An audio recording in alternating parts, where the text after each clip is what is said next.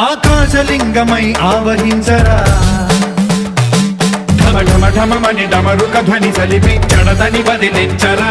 శ్రీవాయులింగమై సంచరించరా అణువణువున తన తనువున నిలిచి చలనమే కలిగించరా భస్మం చేసే అసురునే అగ్నిలింగమై